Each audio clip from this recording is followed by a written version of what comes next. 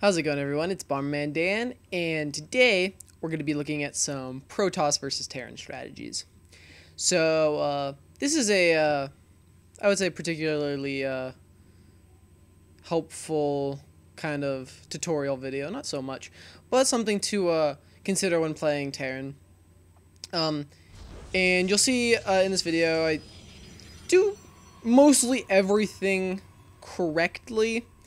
My macro is not very good, but nevertheless, I do end up winning with a lower score.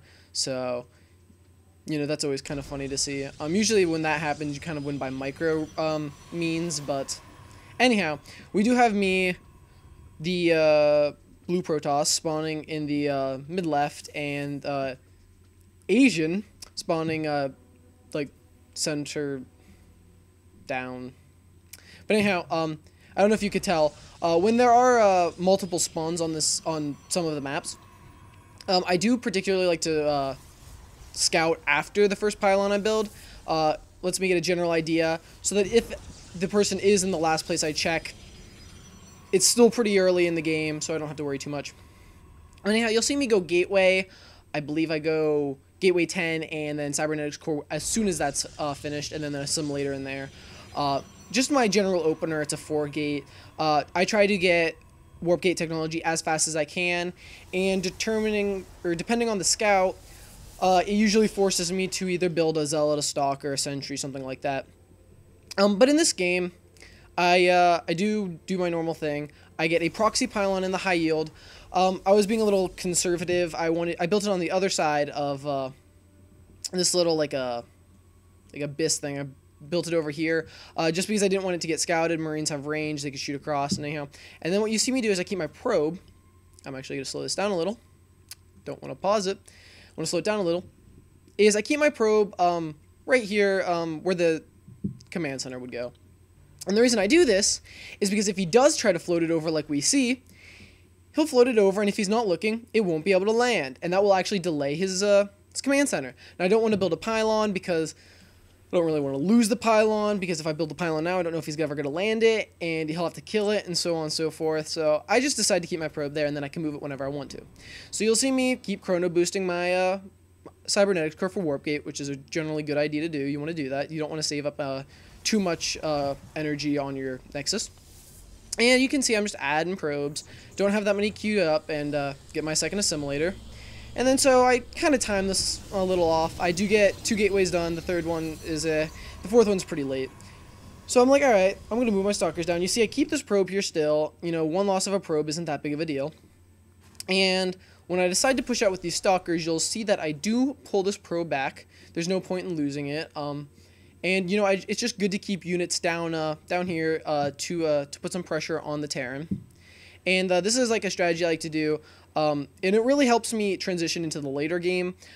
If the kind of early pressure works, I can keep pushing, try to win. If not, fall back and expand. Or if I know it won't work for a fact, if I know he's actually going to like cheese me or something like that, or like put pressure back at me, I can fall back and continue to make units, because I do have these 4 gateways that I can produce off of and stuff like that. So you do see them move out here, and so this is where it gets a little tricky. I see them move, and I'm like, oh boy, what am I going to do? So I do warp in some zealots and in a sentry, and I'm like, all right. So I do actually manage to kind of sandwich him here, which was actually a pretty good move. I do get a lot of kills. I almost kill off all of the Marines, but I do end up losing the zealots.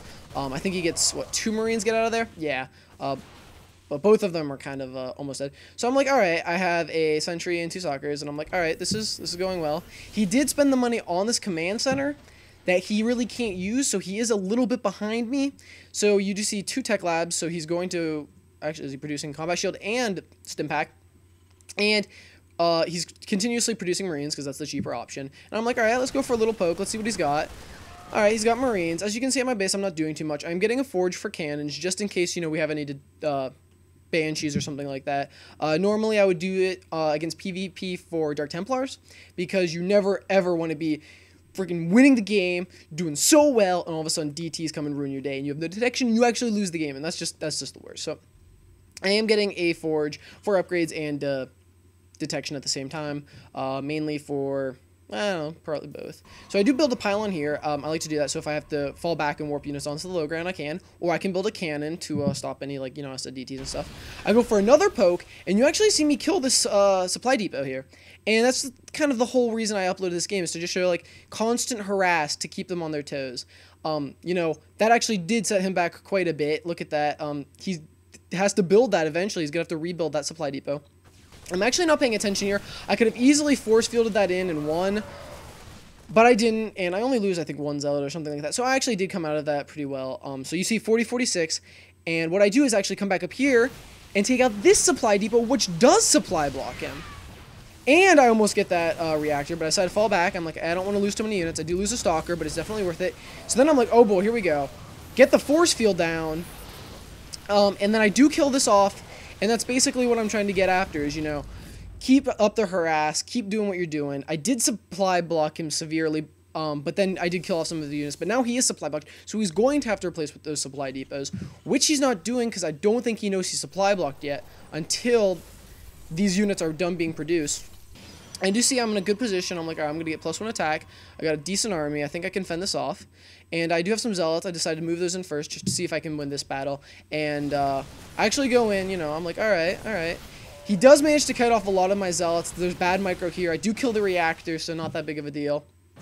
And we do see him pull his SCVs, which I do react to pretty poorly. He gets to surround all my zealots, which is actually good. And I continue to fight, which is not really a good idea because SCVs are relatively cheap, and if he can kill off my army while I'm just killing his SCVs, it's not that big of a deal. Those force fields were pretty bad, didn't do too much, so I'm like, alright, this is not good. He's got a lot of marauders, and I'm like, alright, so I gotta start warping in units here. As you can see, I'm not macroing very well. I could have probably had an expansion up by now, or have tried to expand, but I'm like, alright, warping in more stalkers, and I'm like, I don't know about this. He does stim, and he has all of his units have taken a lot of hits, and I'm like, oh my gosh, come on, stalkers, you can do it. And I kill his marauder, and I'm like, boom, he leaves the game. So yeah, just a game to learn about. Keep early pressure is kind of a good strategy to do. You can see that during that time I could have expanded, so you could be on 2 base by now, having delayed his expansion. Just stuff like that. I hope this video helped you guys. So thanks for watching. Don't forget to comment, rate, and subscribe, and I'll see you guys all later.